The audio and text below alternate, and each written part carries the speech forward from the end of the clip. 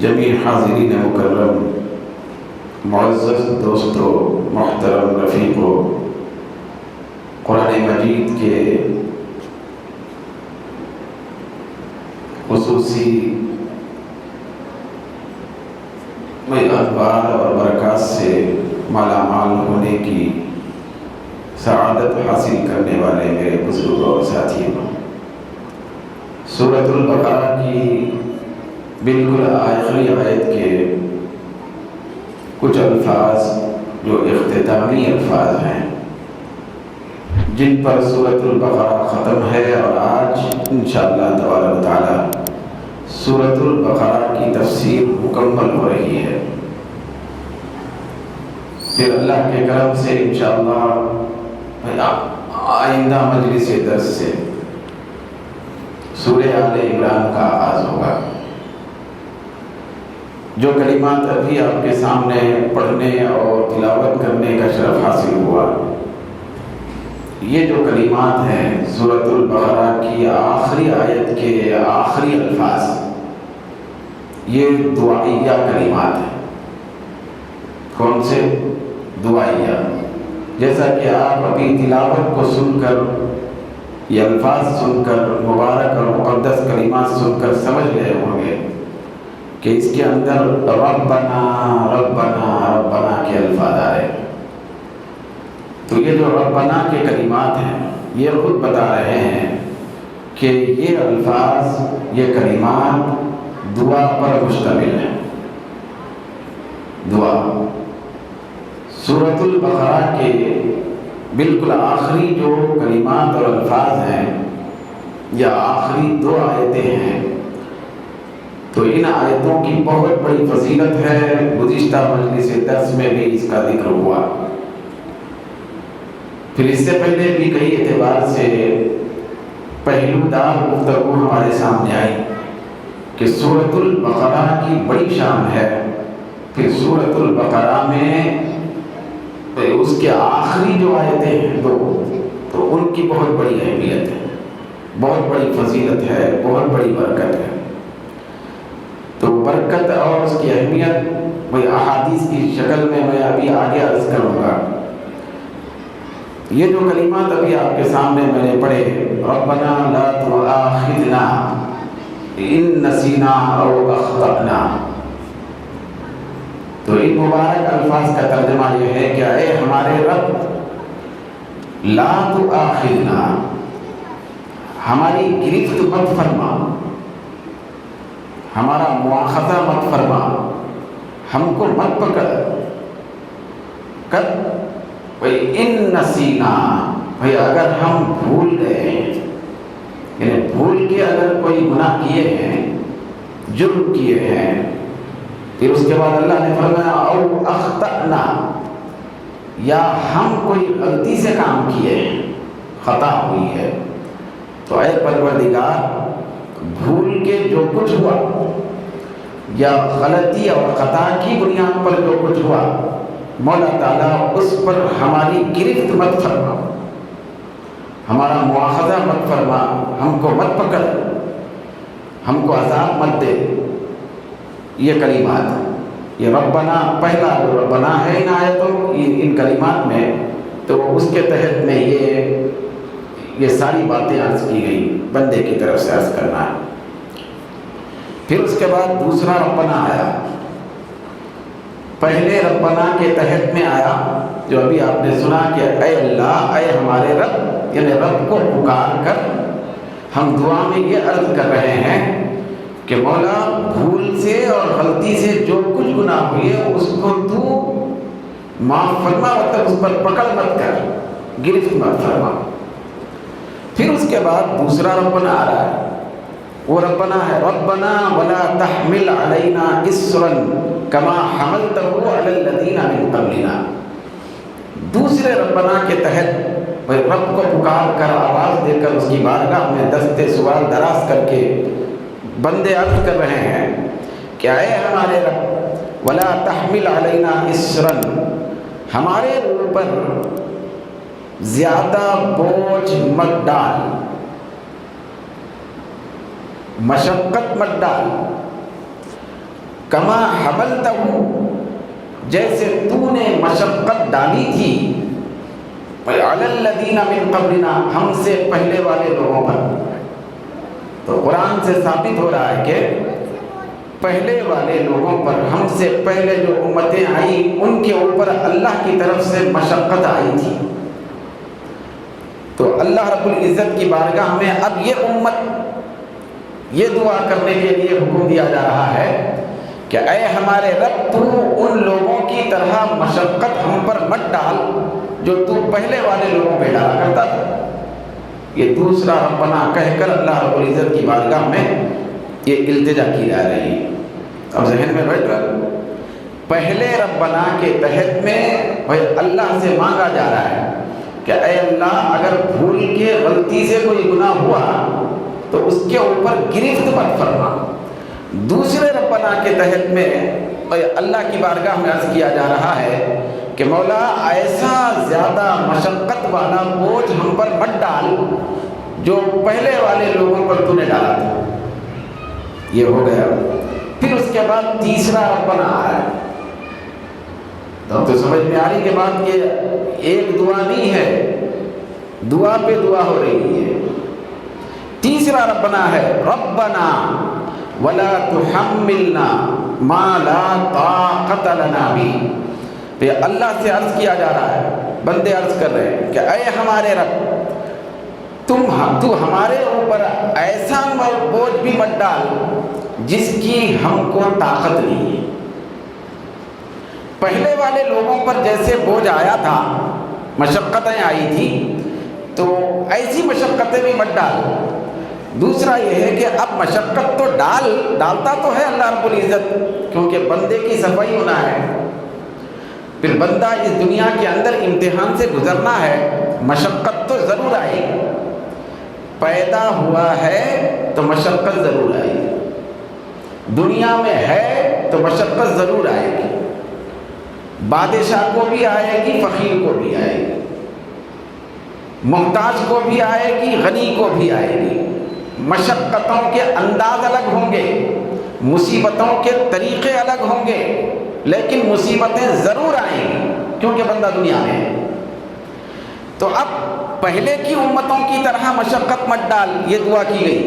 اس کے بعد یہ دعا کی گئی، مولا خیر ان کی طرح تو مت ڈال، اب ہماری طرح تو ڈالنا ہی ہے، مگر ہماری طرح بھی ایسی مشقتیں مت ڈال جس کی ہم کو طاقت نہیں۔ ایسی مشقتیں مت ڈال جس کی ہم کو برداشت کی طاقت نہیں ہے۔ یہ دعا ہوئی، تیسرا ربنا ہوا۔ 3 مرتبہ ربنا آنے کے بعد پھر آگے دعا ہو رہی ہے بغیر ربنا کے، یعنی بندہ 3 مرتبہ اپنے رب کو دعا میں آواز دیا، التجا کیا، دعا کے اندر سوال کیا بندہ۔ یہ جو 4تھی مرتبہ بھی دعا کے کلمات ہیں، مگر اس کے اندر ربنا نہیں ہے، ربنا نہیں ہے۔ وہ کیا ہے؟ واعف عنا، بغیر ربنا کے یہ حکم دیا گیا کہ یہ بولو واعف عنا، مطلب اے پروردگار، اے رب، یہ الفاظ نہیں ہے بغیر اے رب کے، ہمارے رب کے کلمات کے بغیر یہ بتایا گیا واعف عنا، ہم کو معاف فرما۔ پھر اس کے بعد دعا ہو رہی واغفر لنا، ہماری مغفرت فرما۔ پھر دعا ہے ورحمنا، ہم پر رحم فرما۔ اس کے اندر 3 دعائیں، پہلے کی 3 دعائیں، پھر اس کے بعد اس ایک جملے ایک دعا میں 3 دعائیں۔ پہلی دعا ہے معاف فرما، دوسری دعا ہو رہی ہے ہماری مغفرت فرما، تیسری دعا کا جملہ ہے ہم پر رحم فرما۔ پھر اس کے بعد 4تھی دعا ہے اس کے اندر بغیر ربنا کی، فانصرنا علی القوم انت مولانا فانصرنا علی القوم الکافرین۔ بھئی اللہ نے فرمایا اے بندے تو ایسی دعا کر کہ یہ کہے میری بارگاہ میں کہ تو ہمارا مولا ہے، تو یہ کہے اپنے رب کے بارے میں کہ تو ہمارا مولا ہے تو ہم سب کی کافر قوم پر مدد فرما، پہلے تو ہم کو معاف فرما، دوسری ہماری بخشش فرما، تیسرا ہم پہ رحم فرما، چوتھا یہ ہے کہ مولا تو ہمارا مولا مددگار ہے، تو ہمارا سرپرست ہے، تو ہمارا محافظ ہے، تو ہمارا ولی اور ناصر ہے، تو ہمارا دوست ہے، تو ہمارا سردار ہے، تو ہمارا مالک ہے، فانصرنا علی القوم الکافرین، تو اے پروردگار ہم سب کی کافر قوم پر مدد فرما، کیونکہ تو ہمارا ہے، کافر قوم پر ہماری مدد فرما۔ کافر ہم کو ختم کرنا چاہتے ہیں، کافر ہم کو نقصان پہنچانا چاہتے ہیں، تو ہمارا مولا ہے، مولا تو مددگار ہے، تو اس قوم پر ہم سب کی مدد فرما۔ تو دیکھیں آپ شروع سے لے کے آخر تک کے جو الفاظ ہیں، اب سورۃ البقرہ ختم ہو گیا، پھر انت مولانا فانصرنا علی القوم الکافرین پر سورۃ البقرہ ختم ہو گیا، 15 سال کے بعد ختم ہوا، کم و بیش 15 سال پر سورۃ البقرہ ختم ہو رہا ہے۔ قرآن مجید کی کے الفاظ اور کلمات کی معجزانہ شان ہے کہ اللہ تبارک و تعالیٰ نے ہم سب کو یہ توفیق عطا فرمایا کہ ہم قرآن مجید کے الفاظ اور اس کے کلمات مقدسہ کی تفسیر اور وضاحت جہاں تک ہو سکے گہرائی میں جاتے ہوئے سمجھنے کی کوشش کریں۔ تو یہاں پہ سورۃ البقرہ ختم ہے، آپ سب کو مبارک ہے۔ مگر دوستو، جب تفسیر شروع ہوئی تھی، خاص بات عرض کرو، تفسیر جو شروع ہوئی کہاں سے شروع ہوئی؟ قرآن کہاں سے شروع ہوتا ہے؟ سورہ فاتحہ سے۔ قرآن مجید شروع ہوتا ہے سورہ فاتحہ سے، پھر اس کے بعد سورۃ البقرہ ختم ہو رہا ہے۔ مگر اللہ رب العزت کے کلام مقدس کی ترتیب اور اس کی سلیقہ مندی اور اس کی شان، اس کی عظمت، پھر اس کی معجزانہ کیفیت کا عالم یہ ہے کہ جب قرآن شروع ہوا سورۃ الفاتحہ سے تو اس کے اندر بھی خاص طور پہ دعا کا پہلو تھا۔ سورۃ الفاتحہ میں بھی دعا ہے۔ جب سورۃ البقرہ ختم ہو رہا ہے تو اس کے اندر بھی دعا پہ اختتام ہو رہا ہے۔ وہاں سورہ فاتحہ میں یہ تلقین کی گئی تھی کہ اے بندے میری بارگاہ میں کھڑے رہ کر مالک یوم الدین بول۔ کیا بول؟ مالک یوم الدین، مولا تو قیامت کے دن کا مالک ہے۔ تو ادھر بھی مالک کا ذکر کیا گیا، مالک کا ذکر کرنے کے بعد دعا کرنے کا حکم دیا گیا کہ اہدنا الصراط المستقیم۔ دعا یہ کیا تھا بندہ سورہ فاتحہ میں کہ اے ہمارے پروردگار تو ہم کو سیدھا راستہ چلا۔ کیا دعا کیا تھا؟ سیدھا راستہ چلا۔ تو غرض کہ سورہ فاتحہ میں بھی مالک کو پکار کر دعا کرنے کی تلقین کی گئی۔ پھر یہاں سورۃ البقرہ کے اختتامی مراحل میں بھی اختتام پر بھی مولا کو پکار کر دعا کرنے کی تلقین کی گئی۔ مولا کے معنی بھی مالک کیا تھے؟ اس کے ایک معنی کیا ہے؟ مالک بھی ہیں۔ تو سورہ فاتحہ سے تفسیر شروع ہوئی، پھر اب سورۃ البقرہ پہ سورۃ البقرہ ختم ہو رہا ہے، قرآن تو نہیں، سورۃ البقرہ اختتام کو پہنچ رہا ہے، تو وہاں بھی دعا سے شروع ہوا تھا۔ تفسیر شروع ہوئی تھی دعا سے، ختم ہو رہی ہے دعا پر۔ سورۃ البقرہ کے ذریعے ختم ہو رہی ہے دعا پر۔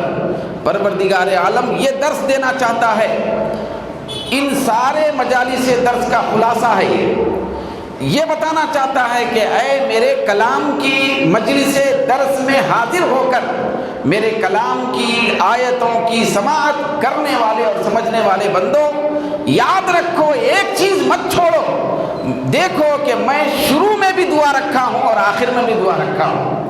تمہاری پوری زندگی دعا پہ گزرنا چاہیے۔ دعا بہت بڑی چیز ہے، دعا مصیبتوں کو ٹالنے والی چیز ہے، دعا مردود بندے کو محبوب بنانے والی چیز ہے، دعا اللہ کے نزدیک بندے کو کرنے والی چیز ہے، دعا مشقتوں کو دور کرنے والی چیز ہے، دعا ہدایت کو دینے والی چیز ہے، دعا جنت میں داخل کرنے والی چیز ہے، دعا اللہ تعالیٰ کی زیارت سے ہمکنار کرنے والی چیز ہے۔ دعا سے ہر کام ہوتا ہے، دعا سب کچھ ہے۔ تو اسی لیے اللہ رب العزت سورہ فاتحہ میں بھی دعا رکھا، پھر سورۃ البقرہ کے آخری آیات میں بھی، آخری الفاظ میں بھی دعا رکھا۔ مگر سورۃ البقرہ کے اندر جب سورہ بقرہ ختم ہو رہا ہے تو بار بار دعا آئی، ربنا ربنا واعف عنا واغفر لنا وارحمنا، یہ سب بار بار دعائیہ کلمات آئے۔ تو اب دوستو تھوڑی سی اس کی وضاحت پر میں اپنی آج کی گفتگو کو ختم کرنا چاہتا ہوں۔ دوستو اللہ رب، اچھا یہ بات یاد رکھیں، یہ جو دعا کے کلمات ہیں، یہ جو ابھی دعا کے کلمات آئے، تو یہ بندے اپنی طرف سے کر رہے ہیں یا اللہ تبارک و تعالیٰ نے حکم دیا ہے؟ حکم تو مبارک ہے ہم سب لوگوں کے لیے، بندوں کے لیے، امت محمدیہ کے لیے، کہ اللہ تبارک و تعالیٰ دعا کرنے کا حکم دیا، پھر دعا کرنے کا حکم دینے کے ساتھ ساتھ دعا کیسے کرنا چاہیے وہ الفاظ بھی دے دیا۔ بھئی اللہ تبارک و تعالیٰ اس سے مانگنے کا بھی حکم دیا کہ اے بندو اس سے مانگو، مگر کیا مانگنا، کیسے مانگنا، وہ کلمات اور الفاظ بھی دے دیا۔ یہ سب دعائیہ کلمات جو ابھی ہم نے پڑھے، یہ تلاوت کیے، تو یہ سب اللہ تعالیٰ کی طرف سے دیے ہوئے کلمات ہیں۔ یہ وہ مبارک کلمات ہیں جن کے بارے میں حدیث شریف کے اندر آیا کہ یہ جو کلمات اور یہ جو آخری آیتیں ہیں دو، یہ اللہ کے خزانوں میں سے ایک خزانے کا نام ہے، جیسے کہ میں نے اس سے پہلے عرض کیا۔ یہ بہت بڑے پیارے کلمات ہیں، بہت بڑے پیارے کلمات ہیں۔ چنانچہ حدیث شریف میں آتا ہے، یہ جو سورۃ البقرہ کی آخری کی دو آیتیں بڑی نرالی، پیاری، بے انتہا برکت والی ہیں، بے انتہا۔ حدیث میں آیا کہ ایک فرشتہ بھئی آسمان سے حضور کی بارگاہ میں اترا، حاضر ہوا، حاضر ہو کے عرض کرنے لگا کہ یا رسول اللہ، میں دو نوروں کی خوشخبری دینے کے لیے آیا ہوں۔ نور، دو نوروں کی خوشخبری دینے کے لیے آیا ہوں۔ سرکار نے فرمایا کہ کیا خوشخبری ہے، کون سے دو نور؟ تو فرشتے نے عرض کیا کہ یا رسول اللہ، وہ ایسے دو نور ہیں جو آپ سے پہلے کسی نبی کو نہیں دیے گئے، وہ دو نور آپ کو دیے گئے۔ تو اس کے بعد فرشتہ عرض کرنے لگا، پہلا نور جو آپ کو دیا گیا کسی نبی کو نہیں دیا گیا، وہ ہے سورہ فاتحہ کا نور، سورۃ الفاتحہ کا نور۔ سورۃ الفاتحہ یہ الحمدللہ رب العالمین کا سورہ جس سے قرآن شروع ہو رہا ہے، تو اس کا نور آپ سے پہلے کسی نبی کو نہیں دیا گیا، سورہ فاتحہ نہیں دیا گیا، ایسی سورت نہیں دی گئی کسی نبی کو۔ پھر دوسرا نور سورۃ البقرہ کی آخر کی دو آیتیں، یہ جو ہے ربنا ربنا بھی پڑھے اور اس سے پہلے کی دو آیتیں، تو سورۃ البقرہ کی آخری کی دو آیتیں، پھر سورہ فاتحہ، یہ دو نور ہیں، آیتیں نہیں ہیں، صرف دو نور، یہ اللہ نے نور عطا کر دیا۔ جو بندے ان سورہ فاتحہ کی تلاوت کرتے ہیں، پھر سورۃ البقرہ کے آخری الفاظ کی تلاوت کرتے ہیں، تو بندے صرف آیتوں کی تلاوت کرنے والے نہیں ہیں، بلکہ وہ دو نوروں کے ذریعے سے وہ اپنی دونوں آنکھوں کو چمکانے والے ہیں، پھر اپنے دل کو جگمگانے والے ہیں، دل منور ہو جاتے ہیں، روح منور ہو جاتی ہے ان الفاظ کے ذریعے۔ یہ اتنے پیارے نور ہیں۔ پھر اس کے بعد اس فرشتے نے عرض کیا کہ یا رسول اللہ، یہ جو دو نور ہیں سورہ فاتحہ اور سورہ بقرہ کی آخری کی دو آیتیں، یہ ایسے دو نور ہیں کہ ان میں سے کوئی بھی شخص ہو، ان میں سے اگر کوئی شخص بھئی ایک حرف بھی پڑھتا ہے، بھئی آیت کی بات نہیں ہوئی، سورہ فاتحہ اور سورہ بقرہ کے آخری دو آیتوں میں سے ایک حرف کی بھی کوئی آدمی تلاوت کرتا ہے، تو اللہ تبارک و تعالیٰ اس کو اس حرف کا نور عطا فرما دیتا ہے، عطا فرماتا ہے۔ پھر اس کے بعد اللہ کے حبیب صلی اللہ علیہ وسلم کی بارگاہ میں وہ فرشتہ کرنے لگا یا رسول اللہ جو بھی آدمی ایک حرف بھی تلاوت کرتا ہے ان الفاظ کی تو اللہ تبارک و تعالیٰ اس بندے کو دعا کی تعلیم کی دولت سے ہمکنار فرماتا ہے، اس کی دعا قبول ہو جاتی ہے۔ پھر اس کے بعد سرکار دو عالم صلی اللہ علیہ وسلم نے ارشاد فرمایا کہ میری امت قیامت تک ہرگز گمراہ نہیں ہو سکتی۔ حضور نے فرمایا گارنٹی ہے، میری جو امت ہے وہ کبھی قیامت تک ہرگز گمراہ نہیں ہو سکتی۔ تو آقائے دو جہاں نے پھر اس کی تشریح فرمائی کس وجہ سے گمراہ نہیں ہو سکتی، کیوں یہ امت گمراہی سے پاک ہے؟ تو اس امت کے گمراہی سے بچنے کا راز اللہ کے حبیب صلی اللہ علیہ وسلم نے بیان فرمایا کہ وہ یہ مبارک الفاظ ہیں۔ یہ جو مبارک الفاظ ہیں تو ان کے اوپر جب تک بندے عمل کرتے رہیں گے، ان کو تلاوت کرتے رہیں گے، وہ کبھی گمراہ نہیں ہو سکتے۔ ربنا لا تؤاخذنا ان نسینا سے لے کر فانصرنا علی القوم الکافرین تک یہ جو الفاظ ہیں خاص ہمارے نبی کو عطا کیے گئے، یہ جب تک امت پڑھتی رہے گی کبھی گمراہ نہیں ہو سکتی۔ یہ جو ابھی آیتیں تلاوت کی گئی، الفاظ جو تلاوت کیے گئے، پھر اس کے بعد پھر ایک اور حدیث میں آیا کہ میری امت میں سے ایک طبقہ برابر قیامت تک حق پہ قائم رہنے والا ہوگا، کسی صورت میں حق پہ قائم رہنے والا ہوگا۔ اس کے قائم رہنے کا راز یہ ہے کہ وہ ان الفاظ کی تلاوت اور ان کے فہم کی برکت حاصل کرنے والا۔ پھر اس کے بعد سرکار پاک صلی اللہ علیہ وسلم نے فرمایا، عبداللہ بن مسعود رضی اللہ تعالیٰ عنہ سے روایت ہے، وہ فرماتے ہیں کہ سرکار نے فرمایا کہ جب آقائے دو جہاں صلی اللہ علیہ وسلم کو معراج کی شب اللہ رب العزت معراج کرانے کے لیے بلایا تو حضور کو جب لے جایا گیا سدرۃ المنتہا تک، 7ویں آسمان میں سدرۃ المنتہا ہے، وہاں پر زمین کے جتنے بھی چیزیں ہیں وہاں چڑھ کے وہاں رک جاتی ہیں۔ سدرۃ المنتہا پہ آخری درجہ ہے، آخری مقام ہے، اور وہ 6ویں آسمان میں۔ بہرحال سدرۃ المنتہا تک جب حضور کو لے جایا گیا تو اللہ کے حبیب نے خود فرمایا کہ سدرہ پر لے جانے کے بعد وہاں مہمان بنا کر بٹھانے کے بعد مجھ کو 3 خصوصی چیزیں سدرۃ المنتہا پہ عطا کی گئی۔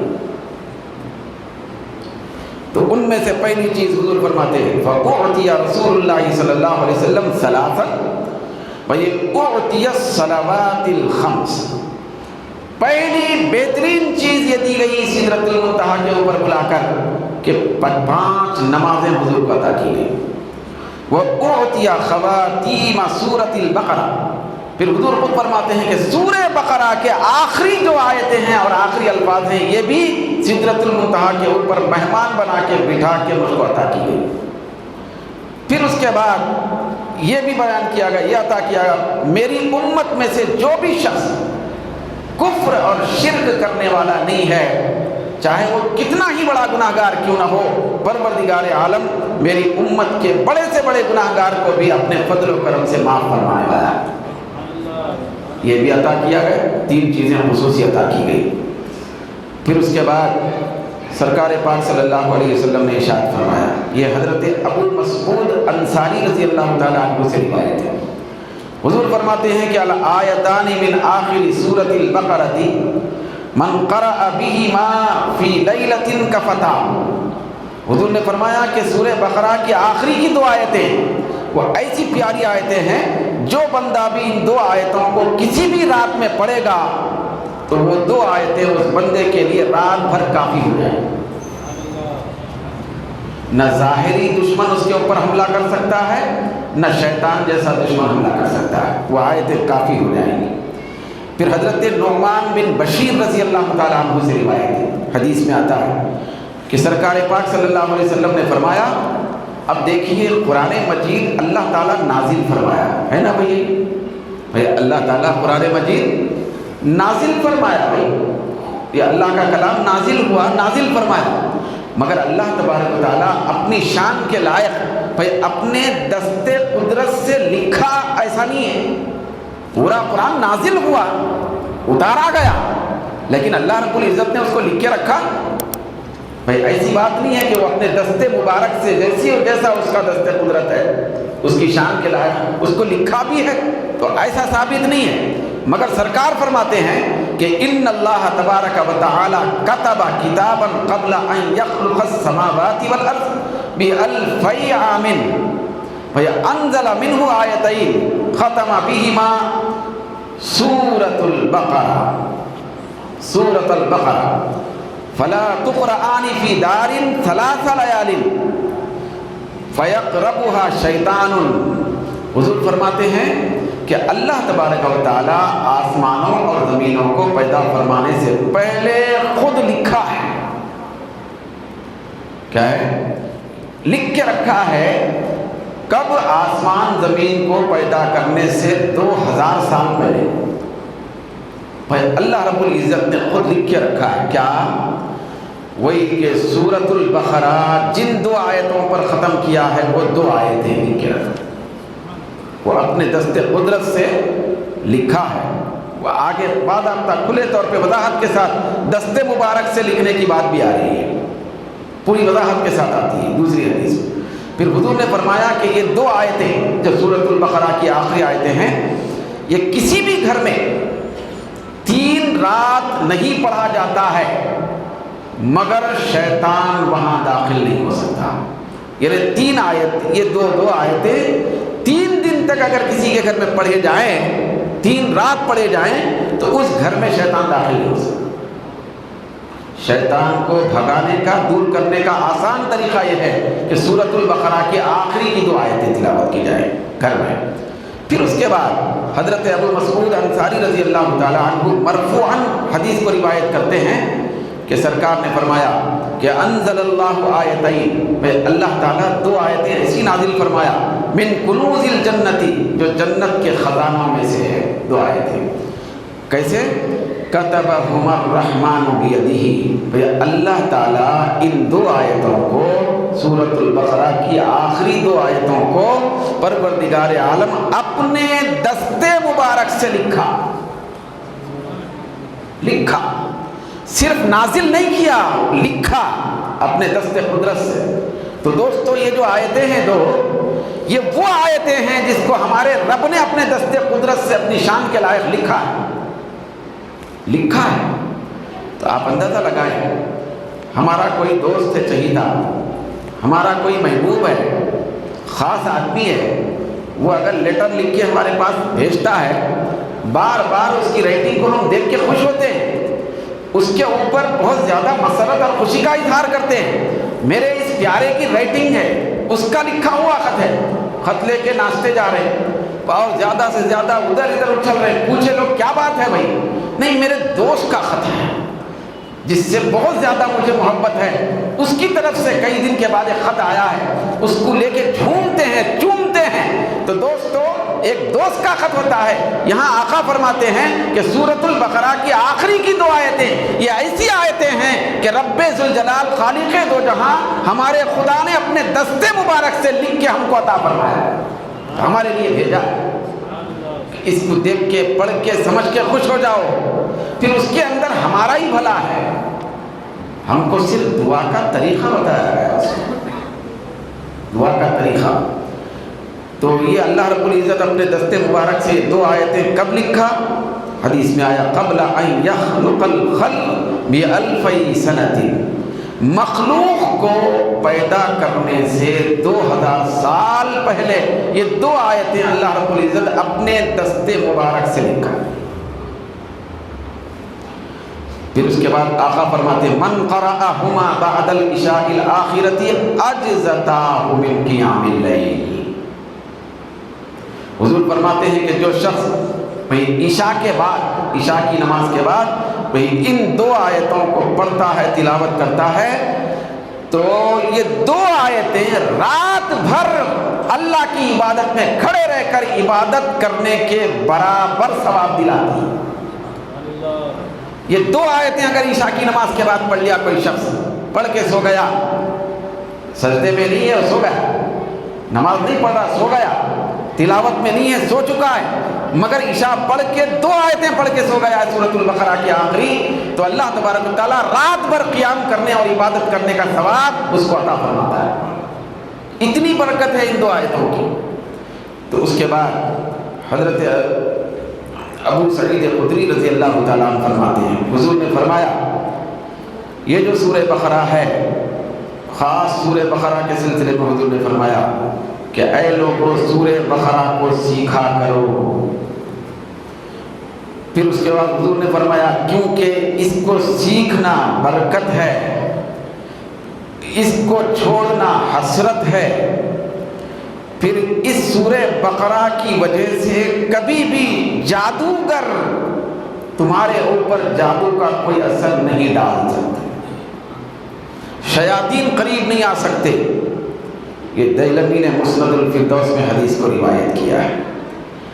پھر 2 آیتوں کے سلسلے میں حضرت ابو ہریرہ رضی اللہ تعالیٰ عنہ سے بھی روایتیں آئی ہیں کہ یہ 2 آیتیں قیامت کے دن ان کے اپنے پڑھنے والوں کی شفاعت کریں گے۔ دنیا میں بھی فائدہ ہے، گھر میں بھی فائدہ ہے، دکان میں بھی فائدہ ہے، زندگی میں بھی فائدہ ہے، قبر میں بھی فائدہ ہے، قیامت میں بھی فائدہ ہے۔ پھر وہاں اتنا بڑا فائدہ ہے کہ اللہ کی بارگاہ میں سورۃ البقرہ کی 2 آیتیں اس بندے کے حق میں شفاعت کریں گی جو اس کو دنیا میں پڑھا کرتا تھا، شفاعت بھی کریں گے۔ پھر اور دوسری خاص بات یہ ہے کہ یہ 2 آیتیں ایسی ہیں، ایک تو یہ ہے کہ اللہ تبارک و تعالیٰ ان 2 آیتوں کو لکھ کے اتارا، اپنے دستے مبارک سے شان کے لائق لکھا۔ دوسرا ہے کہ اللہ تبارک و تعالیٰ ان دونوں آیتوں سے بے انتہا محبت فرماتا ہے، بے انتہا محبت فرماتا ہے سورۃ البقرہ کی آخری کی 2 آیتوں سے۔ پھر اس کے بعد پھر ایک حدیث میں آیا کہ ان الشیطان یخرج من البیت اذا سمع سورۃ البقرہ تقرأ فیہ، بے شک شیطان اس گھر سے بھاگ جاتا ہے اور نکل جاتا ہے جب وہ سورۃ البقرہ کی تلاوت اس گھر میں پڑھتے ہوئے سنتا ہے۔ لوگ پڑھتے ہوئے سورۃ البقرہ کی تلاوت اگر گھر میں ہو رہی ہے تو شیطان اس گھر سے نکل کے بھاگ جاتا ہے، شیطان وہاں ٹک نہیں سکتا ہے۔ تو اسی لیے حضور نے فرمایا کہ اپنے لوگوں کو سورۃ البقرہ کی آیتیں پڑھنے کا طریقہ سکھاؤ۔ پھر اس کے بعد سرکار دو عالم صلی اللہ علیہ وسلم نے ایک حدیث میں یہ بھی فرمایا جو آدمی اپنے گھر میں دن میں 3 مرتبہ 3 دن تک دن کے اندر یہ سورۃ البقرہ کی آیتیں سورۃ البقرہ تلاوت کرتا ہے تو اس گھر میں شیطان داخل نہیں ہوتا ہے۔ پھر جو رات میں 3 دن تک 3 رات تک اس کو تلاوت کرتا ہے تو اس گھر میں بھی شیطان داخل نہیں ہوتا ہے۔ پھر اس کے بعد آخری بات ہے، یہ جو روایت ہے حضرت عمر بن خطاب رضی اللہ تعالیٰ عنہ سے ہے۔ حضرت عمر نے روایت کیا، حضور نے فرمایا کہ من قرأ البقرۃ وآل عمران فی لیلۃ کتب من القانتین۔ حضور فرماتے ہیں کہ جو شخص سورہ بقرہ اور سورہ آل عمران، جس کا درس انشاءاللہ تعالیٰ اگلے جمعہ سے شروع ہوگا، سورہ آل عمران، تو سورۃ البقرہ سورہ آل عمران کی جو آدمی تلاوت کرتا ہے کسی بھی رات میں تو اللہ تبارک و تعالیٰ کی طرف سے وہ قانتین میں لکھا جاتا ہے۔ کس میں لکھا جاتا ہے؟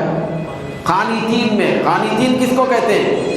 قانتین ایسے بندوں کو کہتے ہیں جو عاجزی انکساری کے ساتھ پھر پورے ادب کے ساتھ اللہ کی بارگاہ میں کھڑے رہ کے عبادت کرتے ہیں۔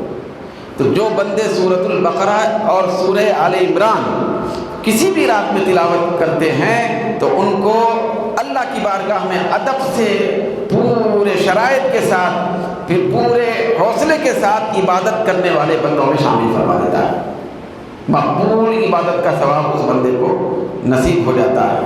چنانچہ یہ جو سورۃ البقرہ کی آخری آیتیں ہیں بہت زیادہ پیاری ہیں، تو اس کے اندر خاص طور پہ یہ جو جملہ ہے بہت زیادہ اہم ہے، ہمارے لیے بڑی خوشی کا باعث ہے۔ وہ جملہ یہ ہے کہ اللہ رب العزت نے فرمایا کہ اے میرے بندو تم مجھ سے یہ دعا کرو کہ واعف عنا، اے اللہ ہم کو معاف فرما. پھر یہ دعا کرو کہ واغفر لنا، اے اللہ ہماری مغفرت فرما. پھر یہ دعا کرو کہ ورحمنا، اے اللہ ہم پہ رحم فرما. تو اس کے بارے میں مفسرین فرماتے ہیں کہ معاف کرنا، جو عفا یا عفو کا لفظ آتا ہے عربی میں معاف کا، تو معاف کرنے میں مغفرت کرنے میں فرق ہے. بس اللہ نے دعا سکھائی کہ یہ دعا کرو کہ اے اللہ ہم کو معاف فرما، پھر یہ بھی دعا کرو ساتھ میں کہ مغفرت فرما. معاف کرنا کس کو کہتے ہیں، مغفرت کرنا کس کو کہتے ہیں؟ تو بتایا گیا معاف کرنے کا مطلب ہے گناہوں پہ جو سزا مقرر ہوئی اس سزا کو ختم کر دے، سزا کو دور کر دے. گناہ کیے ہم، اس کے اوپر سزا ہے، طے ہے سزا.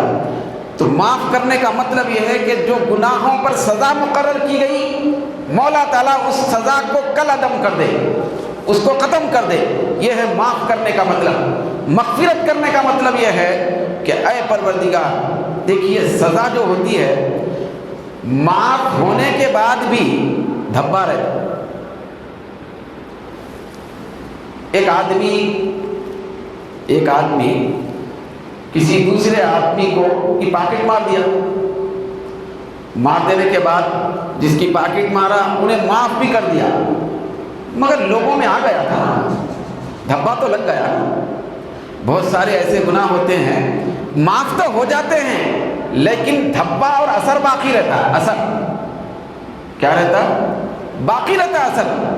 معاف کرنے کے بعد دھبا بھی ختم ہو اور اثر بھی ختم ہو ضروری نہیں ہے. معاف کرنے کے بعد بھی اثرات رہتے ہیں، لوگوں کے اندر اس کی شرمندگی باقی رہتی ہے. معاف تو کر دیا گیا مگر پھر بھی لوگوں کے سامنے منہ نہیں دکھا سکتا کیونکہ دھبا ہے، ایک دھبا لگ گیا اس کے ذات کے اوپر. تو واعف عنا میں گناہ پر جو سزا ہے مولا اس کو دور کر دے، یہ تصور ہے. پھر واغفر لنا میں یہ تصور ہے کہ اے پروردگار یہ جو گناہوں پر جو سزا ہے اس کو ختم بھی فرما، پھر اس کے اوپر مغفرت یہ دے دے کہ سارے گناہوں کے دھبوں کو بھی دور کر دے، کہ ہماری ذات پر ایسا دھبا ہی نہ ہو، گناہ کا کوئی اثر نہ ہو. تو اثرات گناہ بھی ختم ہو جائیں. میدان محشر میں قبر سے اٹھ کر میں پہنچوں تو پہنچنے میں لوگ میرے چہرے کو دیکھ کر، میری پیشانی کو دیکھ کر، میری آنکھوں کو دیکھ کر، میرے چلنے کو دیکھ کر، میرے ہاضا کو دیکھ کر کہیں یہ نہ سمجھے یہ تو معاف کیا ہوا ہے لیکن گناہوں کا دھبا لے کے آ رہا ہے. تو اے پروردگار دھبوں کو بھی واغفر لنا کی شکل میں دور فرما. یہ واغفر لنا ہے، گناہوں کا جرم کا دھبا بھی نہ ہو، اس کو دور فرما، اس کو مٹا دے، ختم کر دے. پھر اس کے بعد ورحمنا. اب ہماری عادت کوئی ہے، ایک مرتبہ گناہ ہوا، گناہ ہونے کے بعد معافی ہو گئی، معافی ہونے کے بعد واغفر لنا میں دھبے بھی ختم ہو گئے، مگر ابھی بھی ہم نہیں سدھرتے نا. اس کے بعد کیا ایسی گارنٹی ہم دے سکتے کہ دوسرے دن گناہ نہیں کرنے والے؟ بچنا ضروری ہے مگر پھر بھی گناہ ہو سکتے نا. پھر وہی گناہ آئیں گے، پھر سزا مقرر ہوگی، پھر دھبے پیدا ہو جائیں گے. یہ تو دھبے مٹ گئے لیکن دوسرے دھبے دوسرے دن تک تیار. تو اس کے لیے اللہ رب العزت نے طریقہ بتایا، ورحمنا.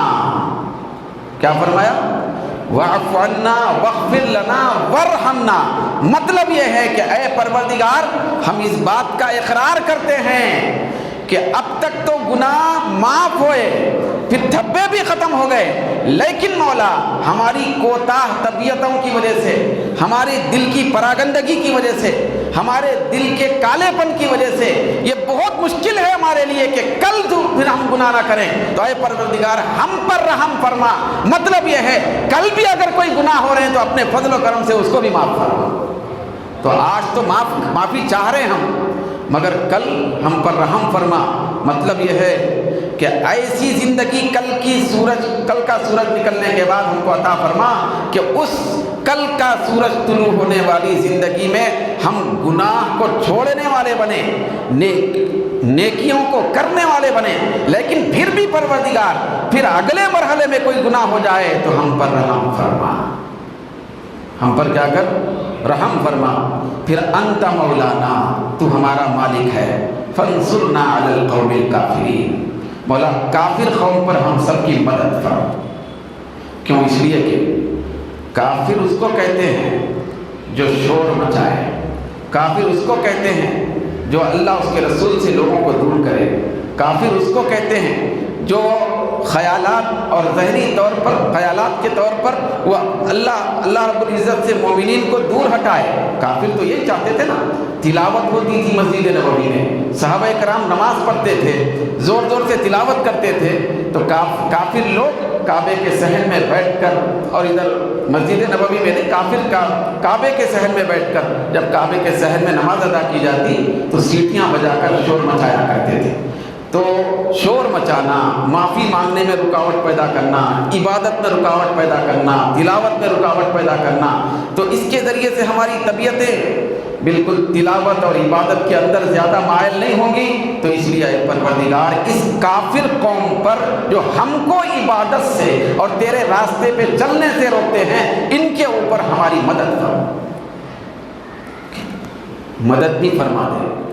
تو اللہ تبارک و تعالیٰ نے بہت سارے پیغام سورۃ البقرہ کے آخری الفاظ میں ہم سب کو عطا فرمایا، پھر وہ خود اپنی طرف سے یہ کلمات عطا فرما کر ہم پر بہت بڑا احسان فرمایا۔ حدیث شریف میں آیا، جب بندہ یہ کہتا ہے پہلی دعا، ربنا لا تؤاخذنا ان نسینا واخطانا، مولا ہماری گرفت مت کر، ہم کو پکڑ مت، گناہ پر مت پکڑ، تو اللہ تبارک و تعالیٰ کیا کہتا ہے معلوم؟ حدیث میں آیا، جب بندہ یہ کلمہ کہتا ہے آخری الفاظ میں سورہ بقرہ کی دعائیہ الفاظ میں، اللہ ہماری پکڑ مت کر، تو اللہ رب العزت ادھر سے آواز دیتا ہے ہاتھ اٹھائے ہوئے بندے کے لیے کہ اے بندے بے فکر ہو جا، میں نے یہ کام کر دیا، قد فعلت، یہ الفاظ حدیث میں آئے۔ جب بندہ کہتا ہے ربنا لا تؤاخذنا ان نسینا واخطانا، غلطیوں پر، بھول کے کرے کیے جانے پر پکڑ مت کر، تو اللہ فرماتا ہے قد فعلت، یقیناً میں یہ کر دیا، میں تجھ کو پکڑوں گا نہیں، گرفت نہیں کروں گا۔ جب بندہ کہتا ہے ربنا ولا تحمل علینا اصرا کما حملتہ علی الذین من قبلنا، مولا ان لوگوں کی طرح مشقت مت ڈال ہم پر جو تو نے پہلے والے لوگوں پر ڈالی تھی۔ تو اللہ رب العزت فرماتا ہے قد فعلت، یقیناً میں تیرے لیے یہ کام کر دیا، مشقت دور کر دیا۔ پھر بندہ کہتا ہے ربنا ولا تحملنا ما لا طاقت لنا به، مولا ہماری طاقت سے زیادہ ہم پر مشقت مت ڈال، تو اللہ تعالیٰ فرماتا ہے قد فعلت، یقیناً میں نے یہ کر دیا۔ پھر بندہ کہتا ہے واعف عنا، مولا تو ہم کو معاف فرما، تو اللہ فرماتا ہے قد فعلت، میں معاف کر دیا۔ واغفر لنا، کہتا ہے بندہ کہ اے اللہ ہم کو مغفرت فرما ہماری، تو اللہ فرماتا ہے قد فعلت، یقیناً میں مغفرت کر دیا۔ ورحمنا کہہ کر بندہ ادھر سے پکارتا ہے کہ ہم پر رحم فرما، تو ادھر سے اللہ رب العزت آواز دیتا ہے اپنی شان کے لائق کہ اے بندے میں رحم کر کے تیرے اوپر پورا کا پورا رحم کا معاملہ کر دیا ہے۔ تو اللہ تبارک و تعالیٰ کی طرف سے بھی ندا آتی ہے، خاص طور پہ ان دعاؤں کے اندر، یہ جو سورۃ البقرہ کے آخری دعا کے کلمات ہیں، پھر ادھر اللہ تبارک و تعالیٰ اس دعا کو قبول کرنے کا اعلان فرماتا ہے کہ یقیناً میں نے یہ سب کیا ہے، تیری دعا قبول کر لی۔ تو اللہ تبارک و تعالیٰ کے کرم سے اس کے حبیب پاک صلی اللہ علیہ وسلم کے تصدق میں سورۃ البقرہ کی تفسیر جہاں تک ہو سکی بھئی آج اس کی تفسیر مکمل ہوئی۔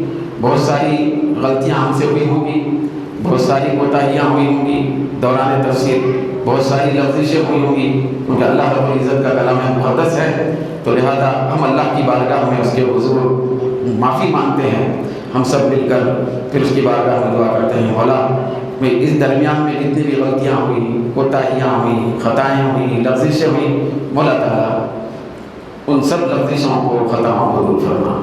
مولا تعالیٰ یہ کلام تیرا مبارک کلام ہے، تو اس کلام کو صرف تیرے حبیب اچھی طریقے سے جانتے ہیں، تیرے حبیب اچھے طریقے سے سمجھا سکتے ہیں، سمجھتے ہیں۔ مولا تعالیٰ اس درمیان میں جتنی کوتاہیاں ہوں کو درگزر فرما، پھر بعد میں بھی جو تفسیر کا سلسلہ شروع ہوگا تو ہمارے اندر ایسی توانائی، پھر ایسی برکت عطا فرما کہ تیرے کلام مقدس سے ہم سب اس دنیا کی زندگی میں مالا مال رہیں، پھر آخرت کی زندگی میں بھی ہم سب اس کی برکتیں حاصل کرنے والے بن جائیں۔